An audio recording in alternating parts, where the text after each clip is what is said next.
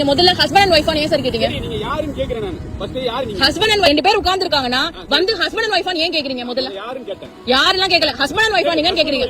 சரி தனியா இருக்காங்களே ஹஸ்பண்ட் ஒய்ஃப் இருக்காங்களான்னு கேட்டேன். ஏன் அப்படி கேக்குறீங்க? நீங்க ஃபுல்லா சொல்றத கேளுங்க. சொல்லுங்க. ஹஸ்பண்ட் ஒய்ஃபான்னு கேக்குறேன். சொல்லுங்க. லவ்வர்ஸ் தான் கேப்பேன்.